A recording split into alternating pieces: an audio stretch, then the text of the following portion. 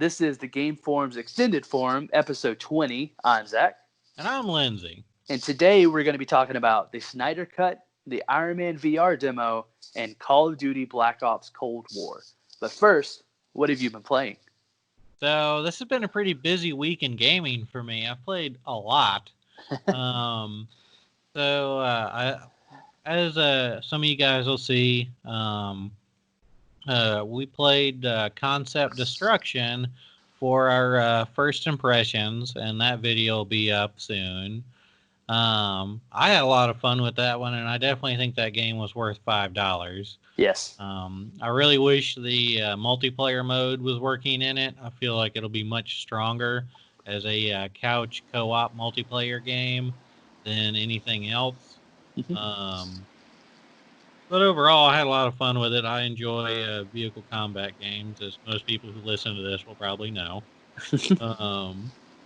Then switched over and got to play some Mafia 2. Not really what I was expecting out of that game, especially the first mission. And then it started kind of getting back into what I thought a Mafia game would be. Overall, had some fun with that. I'll probably go back and finish that one up. Like I said, the controls were a little stilted, especially in some of the combat. But for a remake, I mean, they definitely put some work into it. What's funny is we both played that one, and I didn't have any bugs or problems with it, and I'm running a regular PlayStation 4, and you have a PlayStation 4 Pro, and you had more issues with it than I did. Yeah, I really don't understand why that's been a problem. I do know that there's a boost mode on the PS4 Pro that could cause performance issues. I do not have that activated though, so I'm not quite sure what happened. Yeah, that's just a little strange to me. Yeah, definitely. What I've mainly been playing this week is I downloaded the Walking Dead Saints and Sinners VR game, and I've been playing through that. I'm definitely going to do a review on that game. It's a really well polished VR game. It's not really like a scary game. There aren't any jump scares or anything. It's much more focused on the story element and the crafting element. So essentially every day in the game, you get to decide where you want to go out and explore. And then from that, you get to get crafting materials, and you have a limited amount of space in your backpack. Then you get to go back to your base at night, and you get to use those materials to select different upgrades or craft different weapons. Then each day that goes on spawns more zombies and less crafting materials. So do you want to keep crafting and avoiding the story to get better gear? Or do you just want to plow through the story fast and hope you can do it with the rusty kitchen knife you have at your side? So it gives you a bit of autonomy in when you want to do stuff, but still kind of keeps you on a linear story path. But the dialogue options in the game are all optional. So you talk to someone on the radio, and you can be like a prick and be like, "Look, I don't give a flip. You need to tell me this," or, "Hey, I'm really sorry for your loss. What can I do to help?" And depending on the way you answer and talk to people will depend on how they treat you. There's also other NPCs in the game that you'll meet on certain levels. One example, one of the first ones I came across was a woman right at the beginning of one of the levels when I explored during the day. And she told me her husband had been turned, but she couldn't put him down herself. But asked if I could and gave me a key to go put him down. And there's a lot of other options and stuff too. It's like, hey, I'm not going to do that. You could just shoot her and take her stuff right there. Or you can be like, I'll only do it if you pay me or whatever. Then like I went and killed him, and he had some good loot in that room he was in too. And then I went back and gave her his wedding ring to prove that I had killed him as a memento she wanted, and she gave me a combination for a safe. So I'm like, okay, so if I just shot her and taken some stuff from her, or asked for something else, I probably would not have gotten the safe combination with a lot better stuff in it. So it definitely kind of gives you a lot of different ways to play the game, and it's really well done. It has a lot of polish put into it. It's definitely one of the prettier. Maybe pretty is not a good example for this game, but a very graphically aesthetic game, especially on the PlayStation VR. Yeah, is it something that you can play for like 45 minutes to an hour and a half, or is it kind of like you have to like play it in chunks? Like, it's definitely one you can go through and do at your own pace. To go through a day, you don't have a unlimited amount of time for exploring. Um, as you go to each area to explore for the day, there's like a countdown timer, so you have it on your watch. It shows you how much time you have left to explore that area, because once that timer runs out, they ring a bell for whatever reason, and it like floods the area with zombies. So you really want to like be back at your boat before that happens. That's awesome. So yeah, it's definitely one you can do in like 30 minutes, 45 minutes, or like 4 hours. But it's definitely one that I play it standing up, and it really makes you put some force into your swings and stuff. Like Yeah. zombies coming up, you have to really grab them with one hand. Get the shiv and like shove it into their head with the other one, or if you're using an axe, you have to hold your hands in the correct position as if you were holding an axe. And if you're just kind of and you're just like barely moving it at all, you're not going to have enough force behind it to really, do any damage to them. You really got to, get some motion on it to have it connect and kill them. That's really cool. And all your weapons have a what is it, a degradation to them. So essentially, like they can start falling apart. So they only can be used so much until you have to craft new weapons.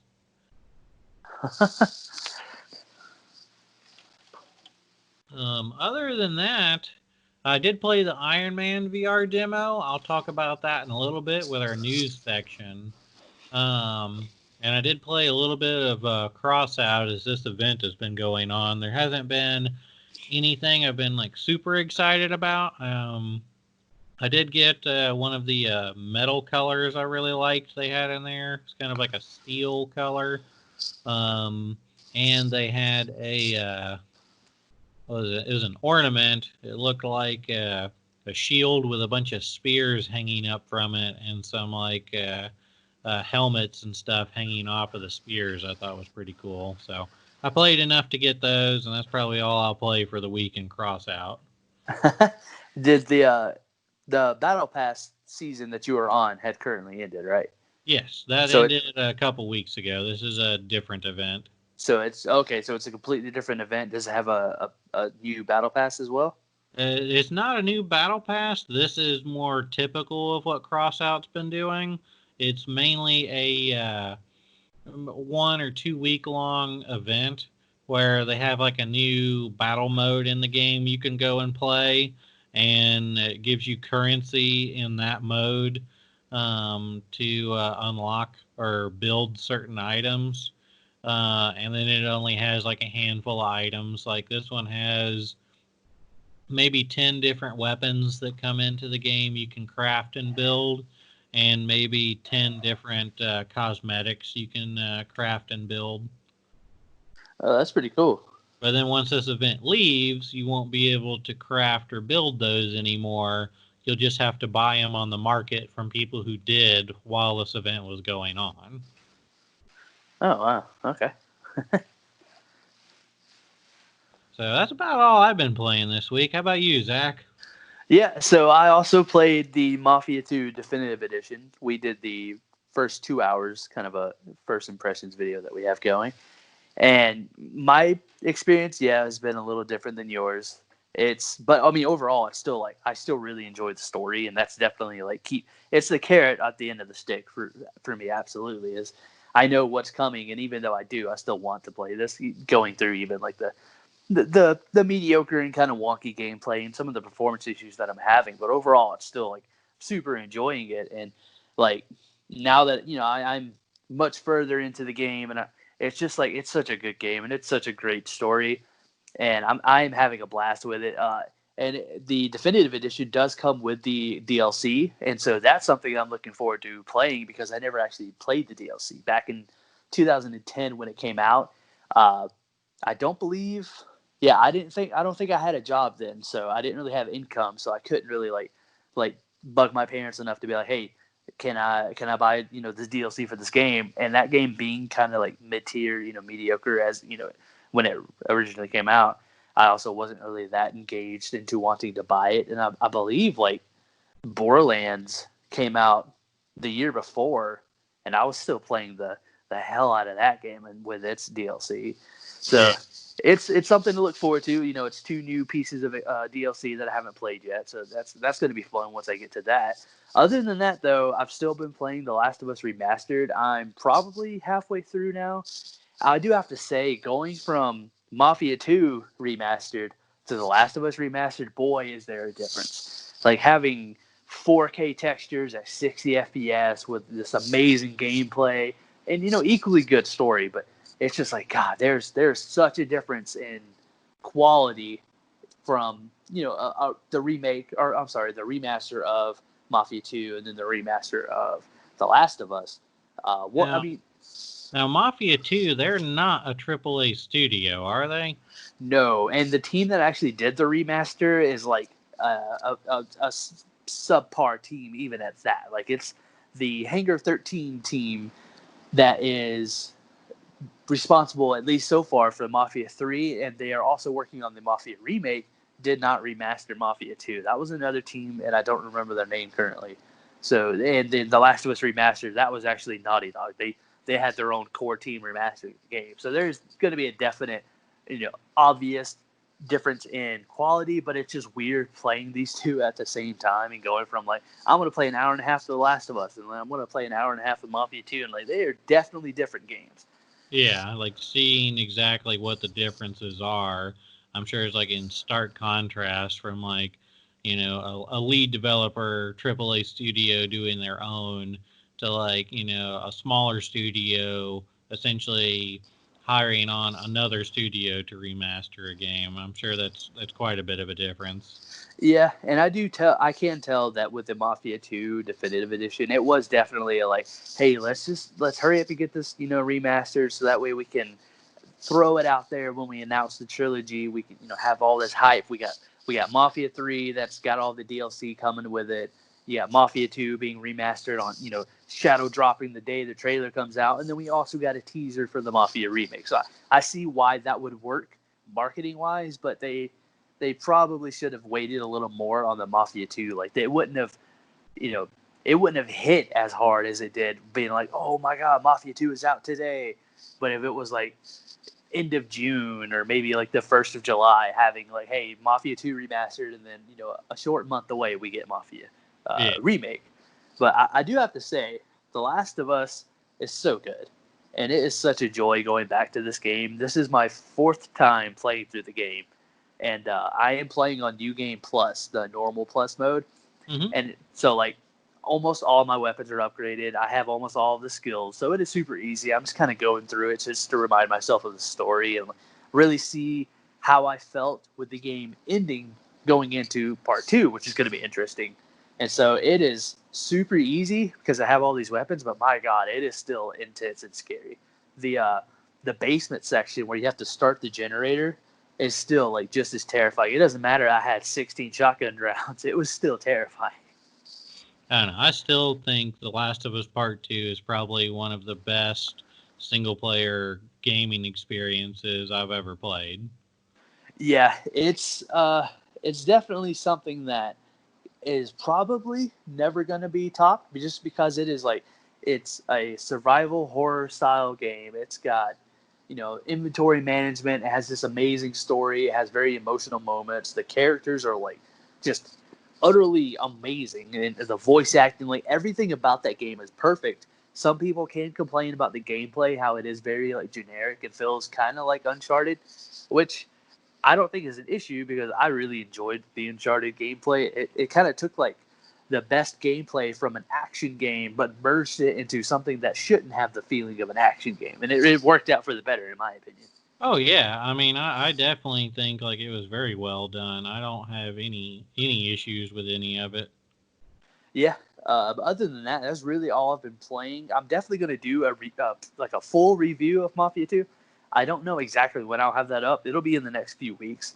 Uh, I may include the DLC into the review. I may just do a pure. Actually, I don't know. I may do the Mafia 2 Definitive Edition review, and that being like all the expansions included. Yeah. All right, but moving on to the news, we're just going to start off with the Snyder Cut. Now, this has been like fans have been like clamoring for this for years, like ever since Zack Snyder got taken off and they actually involved Joss Whedon. People have been like release the Snyder Cut, release the Snyder Cut. There's like billboards that are being painted, and so a lot of people have really wanted this, his vision because it was completely different. And you know, I think it was they did a theater watch thing where it was like Zack Snyder, his publicist, I think, and they even Well, had. yeah. What it was is there's so much of these watching while you stream things, Yeah, like due to COVID, and it was Zack Snyder and Henry Cavill, yeah, the Superman actor, came on, and then after the movie they had like a Q&A, and after that one of the people in the audience asked, "Are we ever going to see the Snyder Cut?" And then he actually showed a picture of it, and this is a collaboration with HBO. So it'll be coming out on HBO 2021, so sometime next year. yeah. Um, Aren't they adding like 20 million to $30 million worth of like content to it too? Like they're going to be like, it's not just going to be like green screen, rough edits of stuff. They're going to really like try to make it a full movie. yeah, they're going back and like finishing out everything in the movie, and apparently what had happened, and I didn't really know a lot of the details, is Zack Snyder, his daughter had died in the middle of production. Oh wow. And so he pretty much asked to take a leave of absence to go deal with that, and they ended up bringing someone else in to finish the movie, and then the movie was received by a lot of people as like kind of not really what I expected. And then Zack Snyder said, this isn't really the vision I had for this movie. And then so many people have been curious to see, okay, well, what was your vision for this movie? So apparently WB is going back in and giving the funding and to really polish it up and make it like it would have been originally to see if they can salvage this movie, which I think is pretty much unprecedented. I've never heard of any big Hollywood movie studio going back and completely doing another edit of a movie with all this other stuff being added in like this. Have you? No, I know that there's like director cuts, which are like, oh, hey, here's a few extra scenes that we had, but they didn't really like change the plot of the movie. This is really gonna like change the plot of the movie, and that kind of raises the question of like, if this ends completely different than how the original movie ended, like, do you think that they're gonna continue this on in the future and have like, a sequel to this with Zack Snyder directing it, and it kind of continues the DC universe? I think it'll very much depend on how the movie is received, because the Justice League movie did not get the very best reception. It got kind of a meh reception. Yeah. I watched it. I mean, it was okay. I don't think it was as terrible as a lot of people were claiming, but it definitely was not a good movie. Um, so if he can somehow put all this together and turn it into something amazing, I mean, kudos. And I think that could really open up a lot of other future projects. A lot of people have been clamoring for George Lucas to go back in and do his version of the sequel trilogy of Star Wars. And with how they did at the box office, I mean, they still made, billions of dollars, Yeah. but their box office returns started dropping off sharply after Force Awakens. So if this does well, I think this could open it up much more for other franchises to go back and do alternate versions, essentially correcting certain things or changing certain things that fans really wanted for new re releases. So I think this is possibly going to open up a whole lot of different things that I think previously no one had really, I mean, maybe no one had really thought about it being financially viable. But, let's say that WB puts, 20 million, $30 million into this movie to have the Zack Snyder cut, and it makes $100 million. Yeah, I could definitely see the George Lucas definitive version of the sequel trilogy, Disney putting out. You know what I mean? Yeah, yeah, that's a hope that we can have, is that this really changes, what movies could be if they were misconceived by people, or they weren't really like loved. Hopefully this does well, because it seems to be like Zack Snyder had a really good vision for what the Justice League movie was supposed to be, and it was kind of like, I mean, I feel bad for Joss Whedon, because he's not a bad director. It's just like No. you kind of don't go into the middle of a movie and then, like, how do you do that? That's like writing half a book and then someone else coming in and finishing it. Like, that's just not gonna work. And see, another thing you have to think about too is a lot of times they don't film the movie chronologically. So there could be, imagine trying to write half a book while the half that's been written isn't just the first half. It's like parts of the first half, parts of the middle, and parts of the finale. Yeah, you got to like try to piece it together as best as you could with your own vision, and then yeah, that's got to be rough. And I heard that like Zack Snyder wanted to end the movie with a Dark Seed or Dark Side, like Yeah. something with him. But was he actually in the original cut, or like the Joss Whedon cut?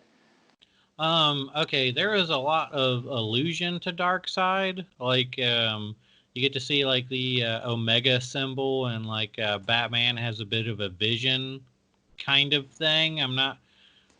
It was very confusing, like what that was supposed to actually be. Um, Batman like has a vision of the future in which like Superman is like being controlled by Darkseid or something, and the world is like an apocalyptic like thing taken over, and then he has a vision where he like wakes up, and then like the Flash comes from the future to tell him like things can be changed, and then like he really wakes up. I'm like, what is happening? I'm like, was that supposed to be real, or like the way it was edited was very confusing? Now, the notorious mustache scenes, the CGI on Henry Cavill's Superman character, that was part of the reshoots due to Joss Whedon kind of taking over. So Yeah. those scenes are going to be pulled completely, right? Since that was reshoot. I don't know. It really depends on what the way Zack Snyder wants to take everything. He might keep some of those scenes, and the reason he had to keep that mustache is he was in the middle of filming Mission Impossible at the time, and Yeah. he literally had to come back and do certain scenes while like he couldn't shave his mustache. A lot of people were like, "Why didn't he just shave it?" Because it's like, okay, you have a week gap while there's not going to be filming a scene for you in Mission Impossible. You have to fly back over, go do some scenes for Justice League again, and then go back the next week and like film some more for Mission Impossible. Yeah, I felt like it would have been cheaper for them to just have a fake mustache than for them to spend, I don't know, a month just editing the mustache out. I felt like that was a lot of extra work. I definitely think they could have done something better than what they did. That CG was awful. Like it just looks so strange. Um, Yeah, but again, though, I probably had to do something with like Mission Impossible was not a WB film, and if he shaved his mustache for that, there's probably some kind of thing saying contractually you have to keep this certain appearance, otherwise you pay like a fine. So like, Yeah. if he were to shave his mustache for Mission Impossible, he might have had to pay like a couple $100,000 as a penalty for having to wear a fake mustache in that movie versus, them editing out his mustache in Justice League since he was going back and doing reshoots after the movie had finished. God, that's So that's a it, crazy situation. I mean, it was just a very strange situation to have so much hassle over a mustache, but I definitely think it was not handled very well. Like that CG was just very. His whole face looked like plasticky after that. God. Ugh. So, Uh, moving on. How's that Iron Man VR demo? so this is one that kind of came out of nowhere. I'd seen some of the footage for the Iron Man VR game before, Yeah. and I gotta say, I wasn't really hyped about it at the time. It looked like you were almost on tracks, like shooting, Yeah. like an on rail shooter. This is definitely not an on rail shooter. Ooh. Um, so it has a very different control scheme to it. You remember in the Iron Man movies, like he has to use his hands to kind of balance out his propulsion, Yeah. and depending on where he points his hands depends on like how he flies around. Well, this game takes that exact same concept. So when you're flying, if you wanted to like turn left, you have to like point your hands more to the right to push yourself to the left. So you have to use that same mechanics to fly around. Huh. Um, it takes a little bit of getting used to, which, to be fair, it took him some to getting used to in the movies as well. Yeah. Um, but then you can also use your repulsors to like shoot stuff, and you also have a button you can hold down to like make a fist and charge in and punch something. Um, so the demo, it was probably about 30 minutes long. It wasn't super long, but it wasn't just like a quick minute. You pretty well go through and you do like a obstacle course outside of the Iron Man mansion from the movies, Huh. and then you go up and it cuts to a scene where you're in a like a private jet that takes place during the timing of one of the movies where he relinquishes control as CEO over to Pepper Potts. And she's on the plane with you, kind of talking with you and interacting with you. Um, and then, like, the plane ends up getting attacked by I guess you'd call it like a drone style thing. Um, and apparently, there's a hacker who's hacked into some of your autonomous drones, and now these drones are attacking your plane. So you end up like a hole gets blown in the side of the plane, and you have a suitcase with an Iron Man suit on it, and you're like, "Well, I got to go get it." And you give the option to like unbuckle and go out the side of the plane, but I really wish it had shown the whole thing. I think it would have been a much more, dramatic style thing. Like as you start getting close to the edge of the plane, it kind of fades out to white. And then once you're outside the plane, like you see and you're like, "Oh, I'm outside the plane." And then it fades out to white again. And then you actually start getting to control things as the armor starts latching onto you. Like you have to hold your hand in a certain location and the glove comes to you and Huh. all that kind of stuff. I really wish it was more seamless, but I definitely get how some people probably would have been freaked out about getting sucked out the side of a plane. Oh Uh, yeah. but I hope it's at least an option to do it for people who are okay with it. Um, then you have to fight off some of the drones with everything you've learned about maneuvering and controlling weapons in the obstacle course thing. Um, and then it put in some really cool scenes where you have to go in and like repair parts on the plane. like the landing gear doesn't work. So you have to like fly underneath the airplane and like put your hands in certain locations and then pull like the metal back to release the landing gear. I thought that was pretty cool. And then so more drones come in and attack the plane some more, and the plane's going to crash. And you have to beat those drones real quick and then go rescue Pepper. And I'm like, it really started having like a good sense of intensity because you're like, oh man, like, this thing's going down fast. So you're like boosting over to the plane to try and get to her before everything explodes.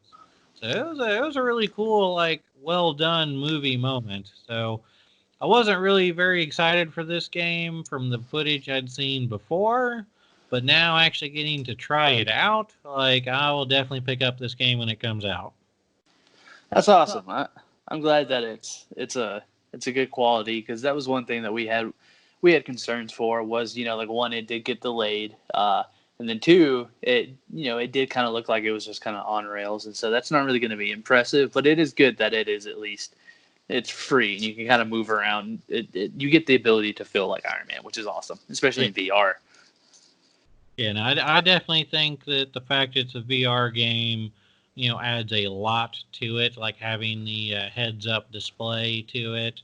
Really getting to fly around and try and keep pace with the airplane and stuff like that was fun. I'm sure that it wasn't in the demo. The demo just kind of starts off on one of the islands. I would have much rather had it start off with like a suit up scene or something where like you're walking around and the armor is like attaching itself to you or something. But I'm sure they'll put something like that in there in the full game. It just didn't have it in the demo. Yeah, that would be cool. I remember the Batman VR demo or Batman VR game had the point where you can like put on the bat suit and stuff like the cowl and everything. That was Yeah. really awesome. But yeah, no, it was definitely a really well done one. Again, graphically, it looked really good in the headset. Um, they're definitely pushing what the PlayStation VR is capable of. Cool. Well, moving on to our last story. So it looks like the next Call of Duty's title at least has been leaked, and that is Call of Duty Black Ops Cold War. Which there were some rumors that I believe this was in 2018, or no, it might have been last year, that Sledgehammer and who was it? I guess Sledgehammer and Raven Software, they were working on this year's Call of Duty, but they were having some issues. And so I believe this might have been 2018. I can't remember the exact year, but they were having some issues. And so Treyarch was actually going to come in and kind of fix it up. And they were just going to reboot it / make it Black Ops 5. And it seems like they went the reboot path and they had already started on a Cold War era single player campaign. So I'm assuming Treyarch is just coming in to work on the multiplayer. And then Sledgehammer and Raven is going to be working on the single player stuff, which they had already been working on. And with the last year's Call of Duty, they had the Warzone mode that came out this year. And with that, there's these bunkers, and people have been able to like hack inside them. And there's like Cold War style spy drones and like gear and equipment. It's definitely obviously from the Cold War era. So it's giving more credence to this leak.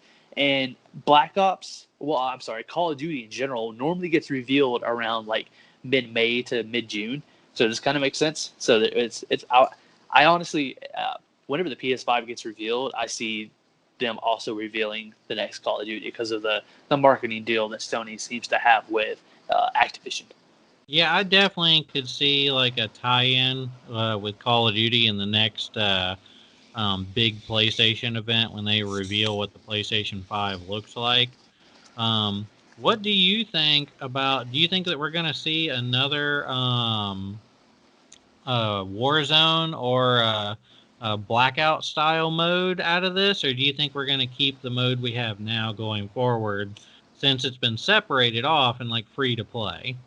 I think Warzone will continue and they'll do updates. Maybe there'll be a major Warzone 2.0 update we see next year that includes a new map that is maybe Cold War inspired. Maybe it's like the plane that you drop from is a Cold War style plane and they change all the weapons and the gear set and it becomes like a new chapter, kind of like what Fortnite's doing. Yeah. But maybe not that drastic, because that sounds like that would be a lot of work. But maybe they could just have like a Cold War inspired weapons kind of pop in, because it's going to get messy if you start having 3 different battle royale games and within the same game, like having Blackout, Warzone, and then a third battle royale. You're spreading your groups too thin, and Warzone is kind of like literally a breakout success. So I think you know they I, should de- keep. I I could definitely see them having like maybe a new map in Warzone Yeah, and adding in a lot of the weapons from the Cold War era. Like maybe seeing like an AK-74 and some stuff like that into it. Um, I think that would be probably easier to do than just having a whole new mode, especially since you've already got, you can download Warzone separate from Call of Duty for free. yeah. So, if you went into a thing, you could say, I don't care which map I go into, or, hey, I want to play the Cold War era map, or I want to play the, modern map. Maybe the Cold War era map is just in Russia. Maybe it's like Cold War era Russia, and has a lot of the maps from some of the previous Call of Duty games set up like that. Yeah, and like with Modern Warfare, they seem to be remastering or at least bringing back a lot of the Infinity Ward maps. So from Modern Warfare 1, 2, and 3, they're bringing those back for the Modern Warfare reboot. So I'm assuming that if this Black Ops Cold War is a soft reboot of the Black Ops franchise, I totally see them like honestly, they should just do Modern Warfare and Black Ops, and they can iterate on those franchises and turn them into whatever they need to turn in. But just keep it those two, because those are that's their best Call of Duties. The Modern Warfare franchise and especially the reboot was awesome. And if they kind of take that same philosophy and rework it into Black Ops and reboot it, that's exactly what people are gonna want. And if they just stay that way, then that's going to be good, at least for the next 3 to 4 years, and then they can iterate again and change it up. Well, I guess another question asked too, especially since this one's going to be the blackout mode or Black Ops. Do you think that they'll add this into Blackout and kind of split it off of the Black Ops 4, or will this be a tie-in to the Warfare? Uh, I don't know. I still feel a little iffy about them having 2 different battle royale games. Of course they'd have to make Blackout free, but I still feel like that's spreading too many different parties too thin, because you're gonna have the people playing Black Ops 4, the people playing Modern Warfare, the people playing Warzone, the people playing the new Call of Duty, and if they release a new battle royale that is separate from everything else, that's you're really stretching everybody out. And so it would, at least on my end, it would seem like it would make more sense just to include a major update to Warzone. Yeah. Now, I definitely agree with you, but I do miss the fact that Blackout had the attachment system on it. Yeah, that is true. Maybe they can do a major rework, but with something like that, I don't know. Maybe it's likely that Black Ops or Blackout 2.0 will launch with Black Ops Cold War, and it'll be a Cold War inspired map in the vein in gameplay of Blackout for Black Ops 4. I don't know. Like I said, I would much rather them start like coalescing everything down into one battle royale style game that just is like constantly being updated, because I like that idea. Yeah. But I just really wish it had the um, ability to have the um, attachment systems on it. That was the one thing I really didn't like about Warzone that I wish it had. Yeah, and that sounds like that'd be a big chore to completely redesign, the game, the guns and how they work and like the attachment system and stuff. So I really don't know. It's really up to like whatever the internal data that they have. Is it worth it to do this? If it's worth it to do something else, so it's going to be interesting within the next, I'm assuming, month or so to see when they fully announce the next Call of Duty. It'll be interesting to see what they end up doing moving forward after Warzone has come out and has been so successful. Yeah, I definitely expect whatever they end up doing, it'll probably be a free mode separate from the main game. Yeah, I would assume so too because they've been so positive about the battle pass, which and it's also been like a pretty well done battle pass system too. Have you played much Call of Duty lately? No, I haven't played in maybe a month. I'm kind of like having this internal monologue of like, do I need to buy this year's Call of Duty? Because I always say no, and then it like gets announced, and then it comes up to release, and I'm like, oh, well, I'm gonna play it. Like it's Call of Duty, and then like 4 months after I get it, I'm like, God, I really shouldn't have got it. Like I played through the campaign, I played a little bit of the multiplayer, and then I never touch it. So I really don't. I'm going to try my best to not buy Call of Duty this year, not because I'm not excited, but because I just play it for a little bit and then I feel like I could spend that time playing something else. Like I'm definitely going to be getting Assassin's Creed Valhalla. I'd imagine I'm going to get the Mafia remake. I'll probably get one or two launch exclusives for the PS5. That sounds like a lot, Yeah. already. So getting a Call of Duty may not be ideal. Now, if they do what I've always wanted them to do and sell the campaign separate from the multiplayer, I would 100% pay that, like without a doubt. But I I can't imagine it'd be worth it because they can charge $60 for people playing just for the multiplayer instead of splitting it and do 30-30. Like people, they're gonna be selling themselves out of $30 because Yeah. people will spend $60 just for the multiplayer. Yeah, this is definitely true. Now, I'll definitely end up getting this year's Call of Duty. I haven't played this one quite as much as I've played some of the other ones. I definitely didn't play very much of Black Ops 4. I just could not get into the armor system in that game, Yeah, especially with the healing and the health packs and all that stuff. It was just too annoying for me, I guess. This one, I really have enjoyed it. I played a lot of the first and second battle passes. I just didn't really see too many things I really wanted to level up enough to get in this third battle pass, and I've been pretty busy elsewhere. When yeah. the fourth battle pass comes out, I'll take a look at it. I think it's going to be in the next 2 weeks, I think, is when it comes out.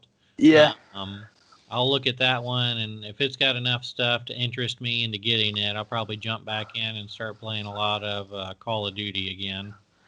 yeah.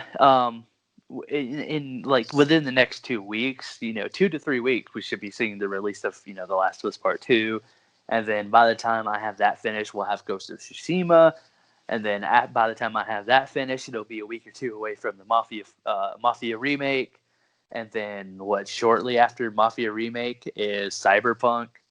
So it's like A lot of big games coming out all pretty close together now. yeah, and from the rumors that have been spreading about the PS5 reveal, that it is going to be huge. Like Jeff Grubb is this. He's a writer for VentureBeat and GamesBeat. GamesBeat's kind of like the game version of VentureBeat. VentureBeat's like a big media journalist type thing, and he has a lot of insider information. A lot of that has become true. Like he's really popped up this year, and he's saying that like Sony is going to deliver on a E3 level of announcements, and they're actually this coming up week they're finalizing the date that they're going to do, just because they're like they have to push out some third party games that are trying to join in on the fun because they don't want to show anything that's not running natively on a PS5 because they're learning from the Xbox reveal, the Xbox Series X gameplay event thing.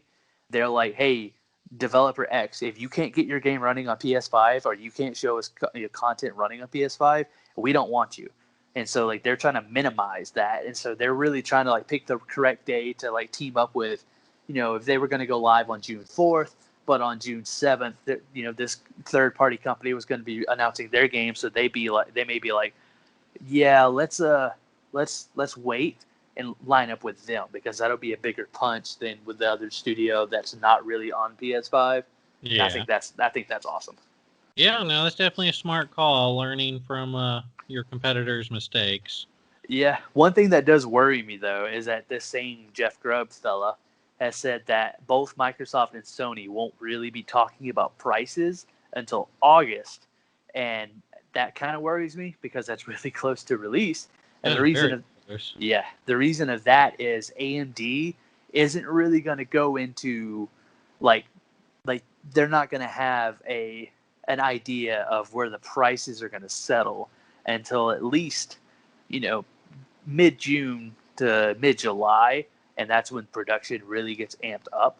Uh, and so AMD, I think they're just trying to wait to see what everything is going to cost in the long run, which seems kind of odd because I feel like they would already know, but it's this is going to be a very interesting launch year because I do believe that the PS5 is going to be very expensive, and the Series X, like Microsoft is willing to take the cut because Phil Spencer has even come out and said that he not only does he have the CEO behind him, he has the CFO, and if you got the CFO willing to do whatever they got to do money wise, that's a big pull. You know, Microsoft is willing to drop price to beat their competitor, and they kind of have to do that with as many potential consoles will be selling at launch for the PS5. They're really going to have to sound appetizing. Yeah, no, I definitely think the ball's in Microsoft's court to go as low as possible because Sony could probably afford to go a little bit higher simply because the success of the PlayStation 4, they're going to have a much bigger following going into the PlayStation 5 as the Xbox did. Yeah, and truth be told, all they got to do is show God of War 2, Spider-Man 2, these huge IPs that they have, and if they slap a $650 price tag, they might get a little bit of crap. But see, people are still going to pay that. There's going to be people hungry for a PS5 at launch, no matter I no matter I what the think price is. 600 would pretty much be the ceiling. I don't see them going over that. Yeah, Which compared to other bits of technology, I think is kind of weird. Like when you think about like a gaming PC, you're looking at, $1,000 plus immediately. If you look at, if Samsung comes out with a brand new smartphone or Apple does, they're like $1,000 or $2,000, but yet we like get so pissed off if a console goes above like $500. yeah, and we get way more value out of a console than a phone. Yeah, because like consoles are supposed to last like almost a decade, and most phones, you can get what, a couple years use out of it. So Yeah, yeah, I definitely think that there's a bit of a double standard there, and maybe we need to look at that and do an episode on it one day. yeah, that would be interesting. And like even with with consoles, we are buying $60 games, and you're not buying $60 games or services or apps on phones, but still, it's not a lot you're paying for the quality you're getting. And according to this next generation that's coming up, they're going to be surpassing, maybe meeting or if not surpassing PCs, which is that's never happened. When the PS4 and the Xbox One came out, they were still like 2 to 3 steps behind current PCs, and Yeah. this time they are exceeding, which that's going to be very very exciting. Yeah, no, I'm definitely interested to see what they end up doing with all this. Um, I guess tell us what you guys think about any of this in the comments down below. And until next time, don't forget to like, share, and subscribe.